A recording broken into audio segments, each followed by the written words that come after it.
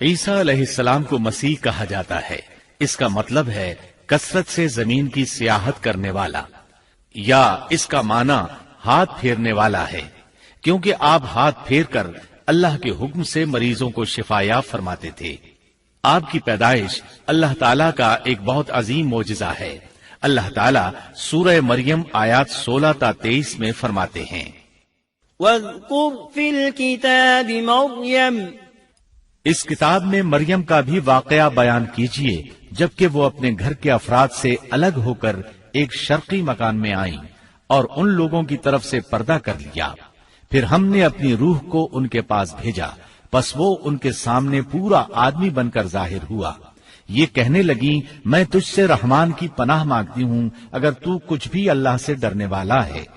اس نے جواب دیا کہ میں تو اللہ کا بھیجا ہوا قاصد ہوں، تجھے ایک پاکیزہ لڑکا دینے آیا ہوں۔ کہنے لگی، بھلا میرے ہاں بچہ کیسے ہو سکتا ہے؟ مجھے تو کسی انسان کا ہاتھ تک نہیں لگا اور نہ میں بدکار ہوں۔ اس نے کہا، بات تو یہی ہے، لیکن تیرے پروردگار کا ارشاد ہے کہ وہ مجھ پر بہت ہی آسان ہے، ہم تو اسے لوگوں کے لیے ایک نشانی بنا دیں گے اور اپنی خاص رحمت۔ یہ تو ایک طے شدہ بات ہے۔ پس وہ حمل سے ہو گئیں اور اسی وجہ سے وہ یکسو ہو کر ایک دور کی جگہ چلی گئیں۔ پھر درد ذہ اسے ایک کھجور کے تنے کے نیچے لے آیا اور بے ساختہ زبان سے نکل گیا کہ کاش میں اس سے پہلے ہی مر گئی ہوتی اور لوگوں کی یاد سے بھی بھولی بسری ہو جاتی۔ سیدہ مریم بہت عبادت گزار تھی۔ انہوں نے اپنے اور لوگوں کے درمیان آڑ بنا لی تھی۔ انہیں کھانا بھی پردے کے پیچھے سے پکڑایا جاتا۔ اللہ تعالیٰ کی طرف سے بھی انہیں خاص رزق مل رہا تھا۔ اس حالت میں جبریل علیہ السلام ان کے پاس آئے۔ انہوں نے ان کے گریبان میں اللہ کے حکم سے پھونک ماری، اس سے انہیں حمل ٹھہر گیا۔ ولادت کا وقت آیا تو آپ لوگوں سے بہت دور یعنی بیت اللحم چلی گئیں۔ وہیں انہیں درد ذہ شروع ہوا۔ تب کہنے لگی، کاش میں اس سے پہلے مر جاتی۔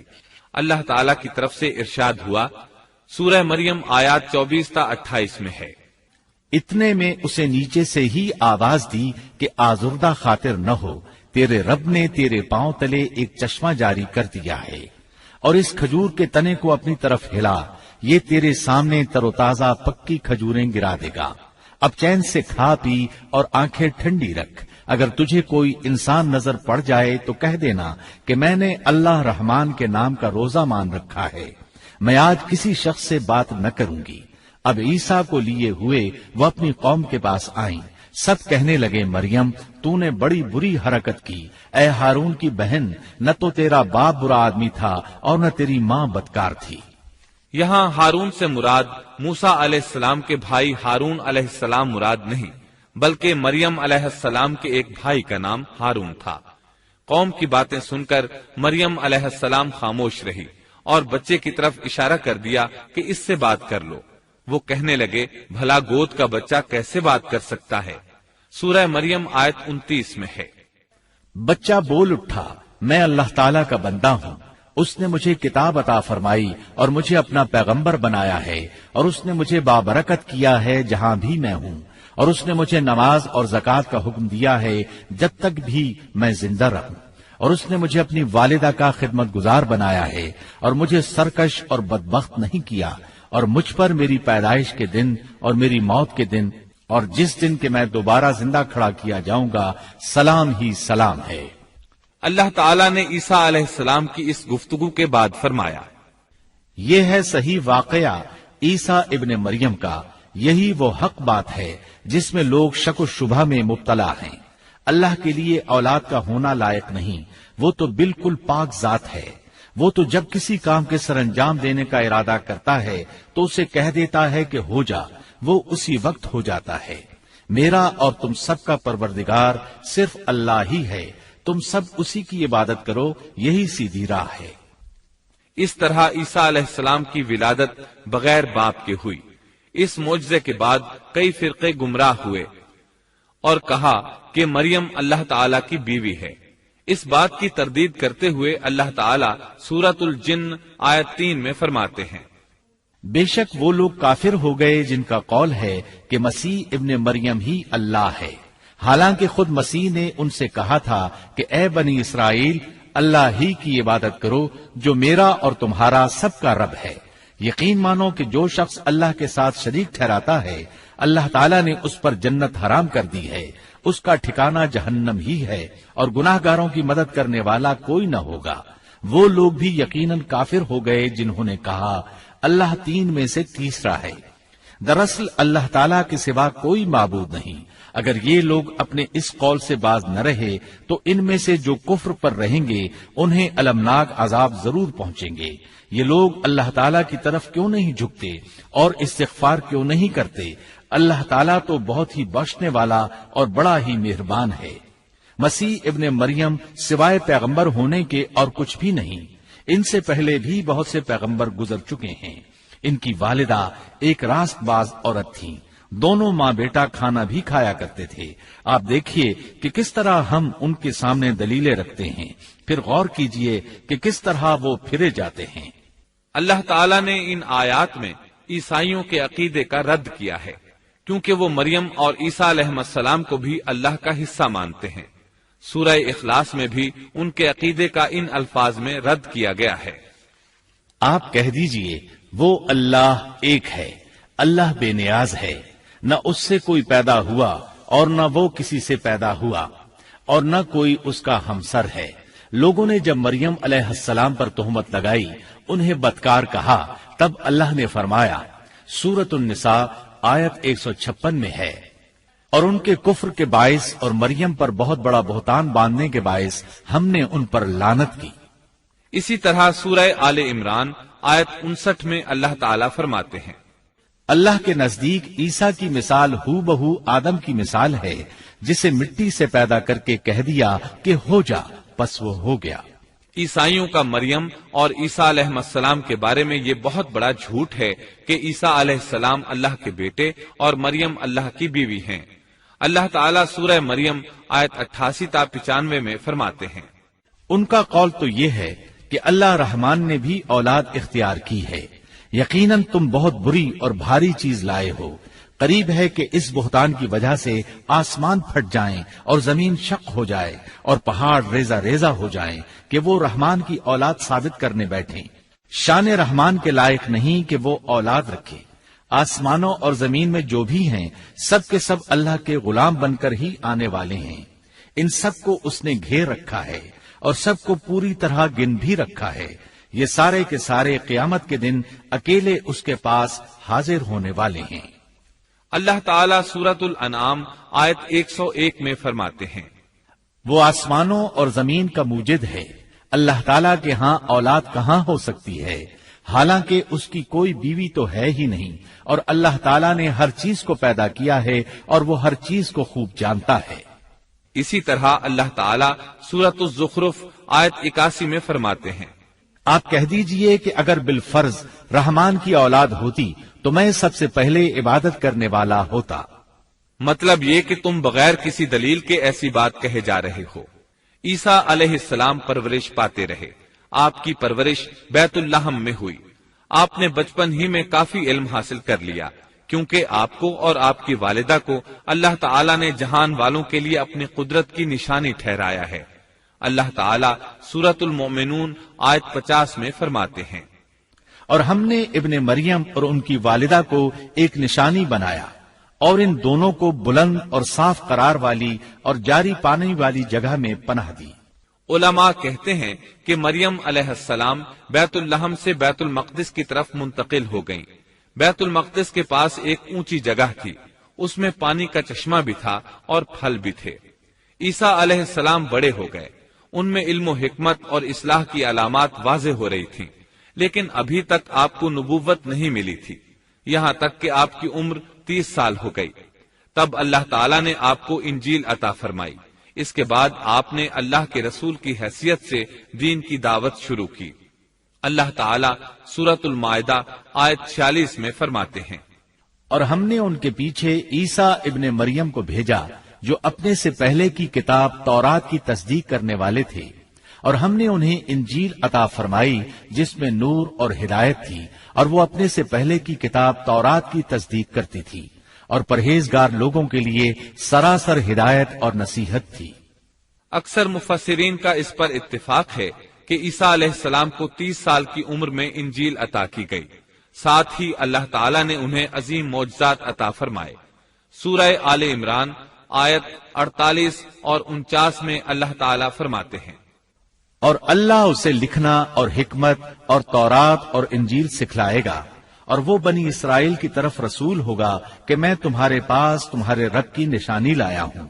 میں تمہارے لیے پرندے کی شکل کی طرح مٹی کا پرندہ بناتا ہوں، پھر اس میں پھونک مارتا ہوں تو وہ اللہ تعالیٰ کے حکم سے پرندہ بن جاتا ہے، اور اللہ کے حکم سے میں مادرزاد اندھے کو اور کوڑھی کو اچھا کر دیتا ہوں، اور مردے کو جلا دیتا ہوں، اور جو کچھ تم کھاؤ اور جو اپنے گھروں میں ذخیرہ کرو میں وہ تمہیں بتا دیتا ہوں۔ اس میں تمہارے لیے بہت بڑی نشانی ہے اگر تم ایماندار ہو۔ اس طرح عیسیٰ علیہ السلام بنی اسرائیل کی طرف مبعوث ہوئے۔ تمام نبی کسی خاص قوم کی طرف مبعوث ہوئے ہیں، جبکہ نبی اکرم صلی اللہ علیہ وسلم تمام انسانوں اور جنوں کے لیے رسول بنا کر بھیجے گئے۔ یہ آپ کی خصوصیات میں سے ایک امتیازی خصوصیت ہے۔ اللہ تعالیٰ نے عیسیٰ ابن مریم علیہ السلام کو عظیم معجزات عطا فرمائے۔ پیدائشی اندھا بینا ہو جاتا، کوڑھی کا کوڑھ دور ہو جاتا، برس والے کے جسم پر ہاتھ پھیر دیتے تو اس کا برس ختم ہو جاتا، مٹی کے پرندے بنا کر پھونک مارتے تو وہ اڑنے لگتے۔ لیکن سب سے بڑا معجزہ اللہ تعالیٰ نے آپ کو یہ عطا فرمایا کہ آپ نے اللہ کے حکم سے مردوں کو زندہ کیا۔ سورہ آل عمران آیت 50 اور 51 میں ہے، اور میں تورات کی تصدیق کرنے والا ہوں جو مجھ سے پہلے ہے، اور میں اس لیے آیا ہوں کہ تم پر بعض وہ چیزیں حلال کر دوں جو تم پر حرام کر دی گئی ہیں، اور میں تمہارے پاس تمہارے رب کی نشانیاں لایا ہوں، اس لیے تم اللہ سے ڈرو اور میری فرمانبرداری کرو۔ یقین مانو کہ میرا اور تمہارا رب اللہ ہی ہے، تم سب اسی کی عبادت کرو، یہی سیدھی راہ ہے۔ لوگوں نے تمام نشانیاں دیکھی لیکن پھر بھی کفر پر ڈٹے رہے، عیسیٰ علیہ السلام کی تکذیب کرتے رہے۔ اللہ تعالیٰ سورہ آل عمران آیت 52 میں فرماتے ہیں، مگر جب عیسیٰ نے ان کا کفر محسوس کر لیا تو کہنے لگے، اللہ کی راہ میں میری مدد کرنے والا کون ہے؟ حواریوں نے جواب دیا کہ ہم اللہ کی راہ کے مددگار ہیں، ہم اللہ پر ایمان لائے اور آپ گواہ رہیے کہ ہم تابعدار ہیں۔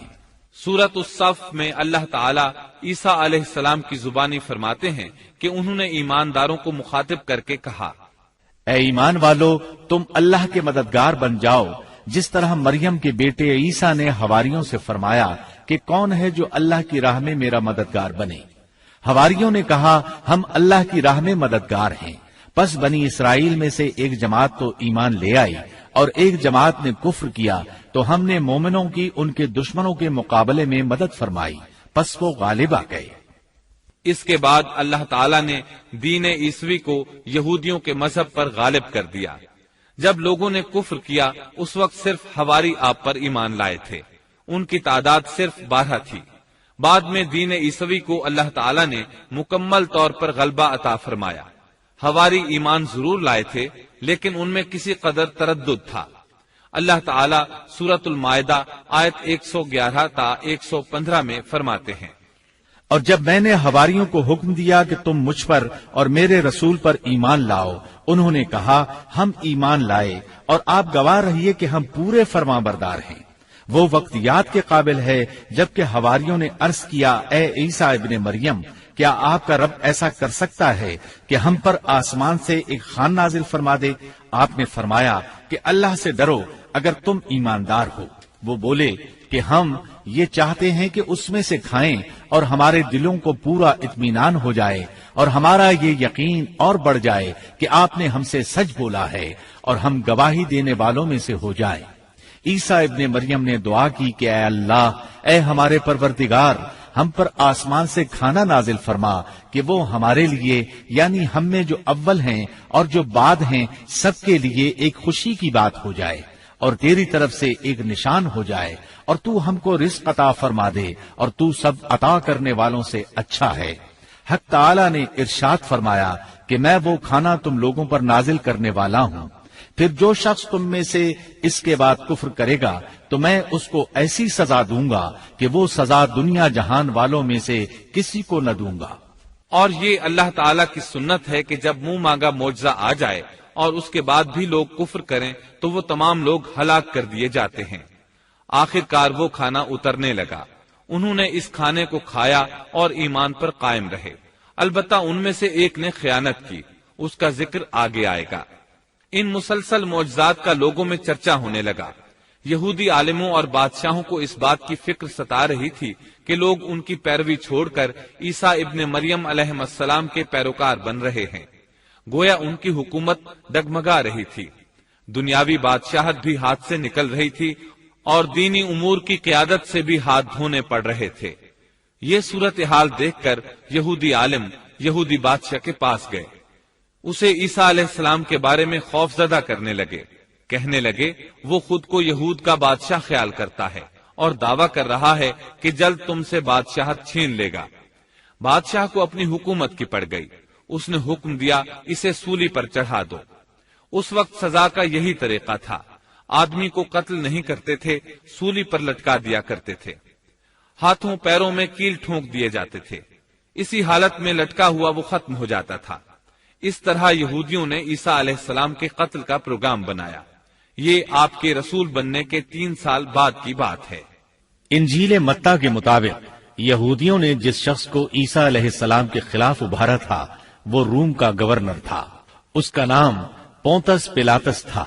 اس نے اپنے سپاہیوں سے مل کر عیسیٰ علیہ السلام کو گرفتار کرنے کی سازش تیار کی اور عیسیٰ علیہ السلام کے ایک شاگرد یہودا اسکریوتی کو 30 دینار پر جاسوسی کے لیے تیار کر لیا۔ ان دنوں عیسیٰ علیہ السلام مذہبی تہوار فصح منانے بیت المقدس آئے ہوئے تھے۔ یہاں عیسیٰ علیہ السلام نے کھانا کھایا اور اپنے 11 شاگردوں سمیت شہر سے باہر کتسمنی نامی ایک جگہ پر رات گزارنے کے لیے تشریف لے گئے۔ پھر اپنے شاگردوں سے الگ ہو کر اللہ سے یوں دعا کی، اے میرے اللہ، اگر ہو سکے تو یہ پیالہ یعنی موت مجھ سے ٹل جائے۔ اس کے جواب میں تسلی نازل ہوئی۔ علماء کا اس بات پر اتفاق ہے کہ جب یہودی عیسیٰ علیہ السلام کے شاگرد یہودا اسکریوتی کی یہ رہنمائی پر وہاں پہنچے جہاں عیسیٰ علیہ السلام اور ان کے شاگرد تھے، تو ان لوگوں نے عیسیٰ علیہ السلام اور ان کے حواریوں کا محاصرہ کر لیا۔ عین اسی وقت اللہ تعالیٰ نے عیسیٰ علیہ السلام کو آسمان پر اٹھا لیا اور مخبری کرنے والے عیسیٰ علیہ السلام کے شاگرد یہودا پر عیسیٰ علیہ السلام کی مشابہت ڈال دی گئی۔ چنانچہ حکومت کے اہلکاروں، یہودیوں، حتیٰ کہ خود حواریوں نے بھی اسی کو عیسیٰ سمجھ لیا اور اسی کو لے جا کر پھانسی پر چڑھا دیا، جیسا کہ سورۃ النساء میں اللہ تعالیٰ فرماتے ہیں، اور اس وجہ سے بھی ہم نے ان پر لعنت کی کہ انہوں نے کہا کہ ہم نے مسیح ابن مریم جو کہ اللہ کا رسول ہے اسے قتل کیا ہے، حالانکہ نہ انہوں نے اسے قتل کیا اور نہ سولی دیا، لیکن ان کو شبہ پڑ گیا، اور جو لوگ اس میں اختلاف کر رہے ہیں وہ خود شک میں ہیں، انہیں حقیقت حال کا کچھ علم نہیں، محض ظن کے پیچھے لگے ہوئے ہیں۔ اور یہ یقینی بات ہے کہ انہوں نے عیسیٰ ابن مریم کو قتل نہیں کیا تھا، بلکہ اللہ نے اسے اپنی طرف اٹھا لیا تھا، اور اللہ بہت زور آور اور حکمت والا ہے۔ عیسائی اور یہودی اس بات پر متفق تھے کہ عیسیٰ علیہ السلام کو سولی چڑھا دیا گیا ہے، لیکن ان میں تھوڑا سا اختلاف تھا۔ یہودی کہتے تھے کہ وہ قتل ہو گئے ہیں، جبکہ عیسائی کہتے تھے کہ وہ 3 دن تک مردہ رہنے کے بعد زندہ ہوئے اور آسمان پر چلے گئے۔ اللہ تعالیٰ نے ان دونوں گروہوں کی تردید کرتے ہوئے فرمایا کہ یہ شک میں مبتلا ہیں، در حقیقت یہ لوگ عیسیٰ علیہ السلام کو گرفتار نہ کر سکے تھے۔ بہرحال عیسیٰ علیہ السلام کے آسمان پر اٹھائے جانے کے بعد یہود غالب آ گئے اور دین عیسوی کی اشاعت پر پابندی لگا دی۔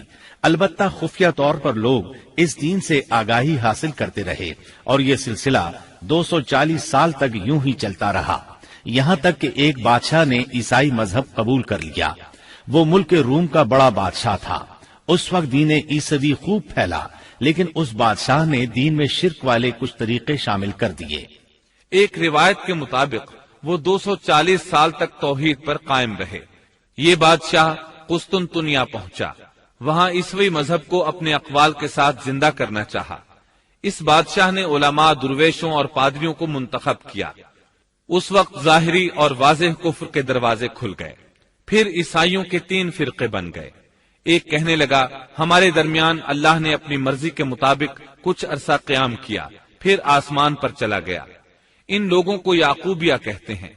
دوسرے گروہ نے کہا ہمارے درمیان اللہ کے بیٹے نے جب تک چاہا قیام کیا اور پھر اللہ نے اسے اپنی طرف اٹھا لیا۔ انہیں نستوریہ کہتے ہیں اور ان کی کثرت ہوئی۔ اکثر نصارہ کا یہی عقیدہ تھا۔ اور تیسرا فرقہ کہنے لگا ہمارے درمیان اللہ کی منشا کے مطابق کچھ عرصے تک اللہ کا بندہ اور اس کا رسول رہا، پھر اسے اللہ نے اپنی طرف اٹھا لیا، اور یہی لوگ در حقیقت مسلمان تھے۔ انہیں موحدہ کہتے ہیں۔ ان کی انجیل میں شرک اب تک نہیں پایا جاتا۔ ان کی انجیل کا نام انجیل برناباس ہے۔ نصارہ کا یہ فرقہ سب سے قلیل تعداد میں ہے۔ ابن عباس رضی اللہ عنہما کہتے ہیں ان دونوں فرقوں نے تیسرے فرقے پر دھاوا بول کر ان میں اکثر کو قتل کر دیا۔ پھر اسلام اسی طرح تنہا، غریب اور کمزور رہا، یہاں تک کہ رسول اللہ صلی اللہ علیہ وسلم کی بعثت ہوئی۔ اللہ تعالی سورۃ الصف آیت 14 میں فرماتے ہیں تو ہم نے مومنوں کی ان کے دشمنوں کے مقابلے پر مدد کی، پس وہ غالب آ گئے۔ سورۃ النساء آیت 157 میں اللہ تعالی کا فرمان ہے اور ان کے یوں کہنے کے باعث کہ ہم نے اللہ کے رسول عیسیٰ ابن مریم کو قتل کر دیا، حالانکہ نہ تو انہوں نے اسے قتل کیا نہ سولی پر چڑھایا، بلکہ ان کے لیے وہی صورت بنا دی گئی تھی۔ یقین جانو کہ عیسیٰ کے بارے میں اختلاف کرنے والے ان کے بارے میں شک میں ہیں، انہیں حقیقت حال کا کوئی علم نہیں ہے، وہ محض ظن کے پیچھے لگے ہوئے ہیں۔ اتنا یقینی ہے کہ انہوں نے اسے قتل نہیں کیا۔ اللہ تعالی نے عیسیٰ علیہ السلام کو قیامت کی ایک نشانی قرار دیا۔ سورۃ الزخرف آیت 61 میں ہے اور یقیناً عیسیٰ قیامت کی علامت ہے، پس تم قیامت کے بارے میں شک نہ کرو اور میری فرما برداری کرو، یہی سیدھی راہ ہے۔ قیامت کے قریب عیسیٰ علیہ السلام آسمان سے نازل ہوں گے اور ان کا نزول اس بات کی علامت ہوگا کہ اب قیامت قریب ہے۔ عیسیٰ علیہ السلام اور نبی کریم صلی اللہ علیہ وسلم کے درمیان اور کوئی نبی نہیں ہے، اس لحاظ سے نبی کریم صلی اللہ علیہ وسلم لوگوں سے زیادہ عیسیٰ علیہ السلام کے قریب ہیں، جیسا کہ مسند احمد کی ایک حدیث میں ہے۔ نبی اکرم صلی اللہ علیہ وسلم نے فرمایا انبیاء کرام سب ایک باپ کے بیٹے بھائی کی طرح ہیں، مائیں جدا جدا اور دین ایک ہے، اور تمام لوگوں سے زیادہ عیسیٰ کے نزدیک میں ہوں، کیونکہ میرے اور ان کے درمیان کوئی نبی نہیں ہے۔ نبی کریم صلی اللہ علیہ وسلم اور عیسیٰ علیہ السلام کی درمیانی مدت قریباً 560 سال ہے۔ آپ فرماتے ہیں وہ بہت جلد نازل ہوں گے، جب تم انہیں دیکھو گے تو پہچان لوگے۔ وہ درمیانے قد کے ہیں، ان کا چہرہ سفید اور سرخی مائل ہے، ان کے سر کے بال سیدھے ہیں، ان کے بالوں سے پانی کے قطرے گرتے محسوس ہوں گے، حالانکہ ان کا سر بالکل خشک ہوگا۔ وہ مسجد دمشق کے سفید منارے پر اتریں گے، صلیب کو توڑ دیں گے، خنزیر کو قتل کر دیں گے، جزیے کو ختم کر دیں گے، عیسائیت سمیت تمام باطل دینوں کو ختم کر دیں گے، نصرانیت کی تمام علامات مثلاً صلیب اور خنزیر کا خاتمہ کر دیں گے۔ ان کے زمانے میں تمام مذہب ختم ہو جائیں گے، صرف اسلام باقی رہ جائے گا۔ دجال کو بھی اللہ عیسیٰ علیہ السلام کے ہاتھوں قتل کرا دیں گے۔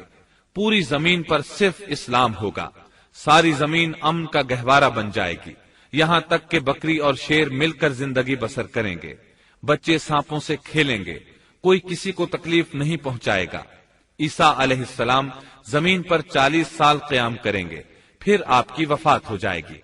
مسلمان آپ کی نماز جنازہ ادا کر کے آپ کو دفن کریں گے۔ قیامت کے دن اللہ تعالیٰ ان سے فرمائیں گے، سورۃ المائدہ آیات 116 اور 117 میں ہے۔ اور وہ وقت بھی قابل ذکر ہے جب اللہ فرمائے گا کہ عیسیٰ ابن مریم، کیا تم نے ان لوگوں سے کہا تھا کہ مجھے اور میری ماں کو بھی اللہ کے علاوہ معبود قرار دے لو؟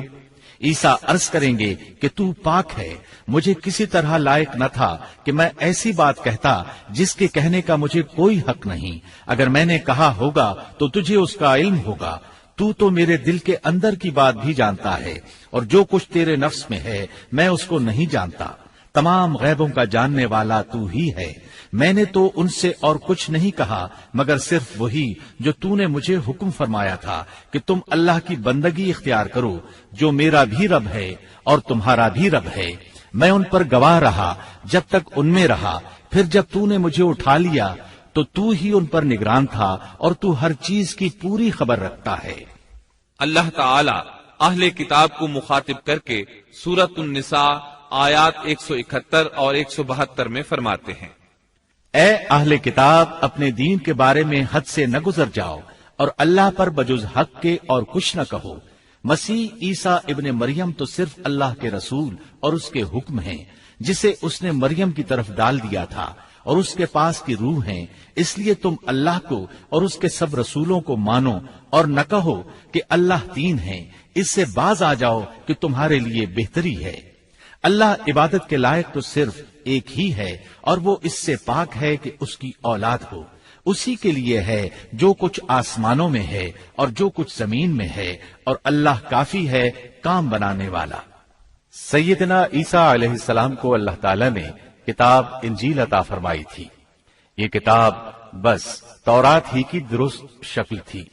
मतलब ये कि सैयदना ईसा अलैहिस्सलाम की बुनियादी तालीम अगरचे तौरात के मुताबिक थी, लेकिन यहूदियों ने तौरात में रद्दो बदल कर दिया था। इसलिए अल्लाह ताला ने सैयदना ईसा अलैहिस्सलाम को इंजील अता फरमाई।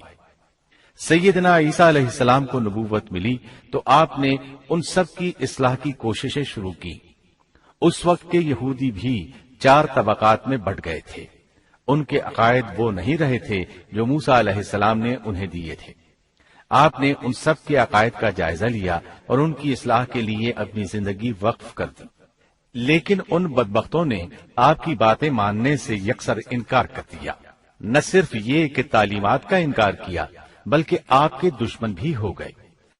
सैयदना ईसा अलैहिस्सलाम पर जो किताब नाजिल हुई उसका नाम इंजील है, लेकिन आज ईसाइयों के यहाँ 4 इंजीलें राइज हैं।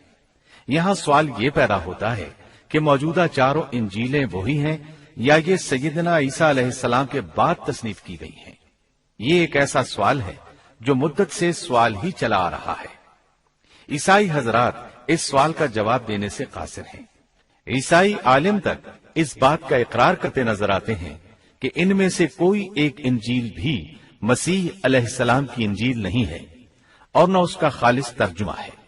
मौजूदा इंजीलों के बारे में ईसाइयों के यहाँ कोई ऐसी सनद मौजूद नहीं जिसकी बिना पर वो कह सकें कि उनकी रवायात का सिलसिला सैयदना ईसा अलैहिस्सलाम या उनके शागिर्दों तक पहुंचता है।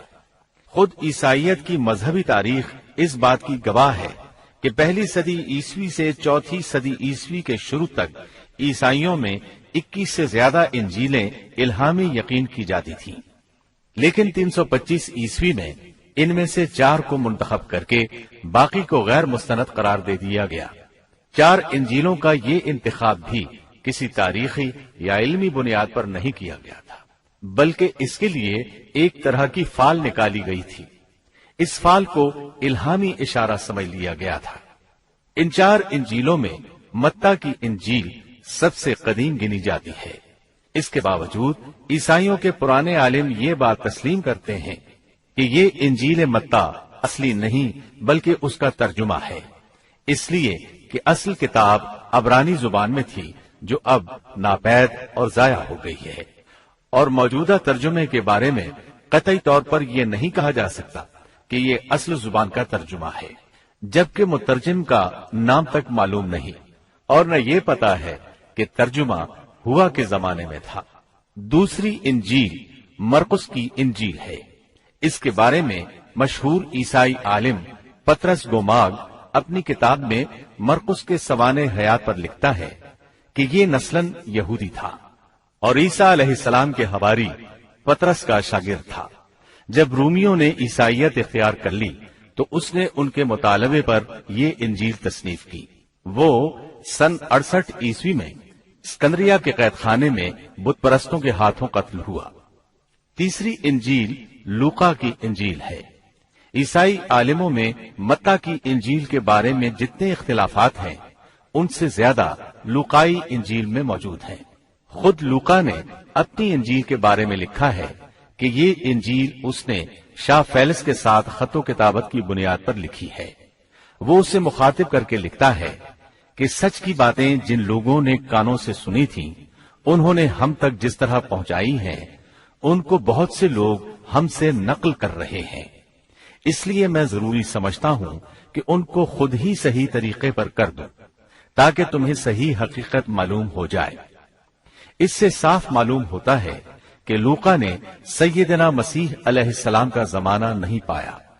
اس کے ساتھ عیسائی عالم یہ بھی بیان کرتے ہیں کہ لوقا کی انجیل مرقس کی انجیل کے بعد وجود میں آئی اور پطرس اور پولوس کے مرنے کے بعد تصنیف کی گئی ہے۔ دراصل لوقا انطاکیہ شہر میں طب کا پیشہ کرتا تھا۔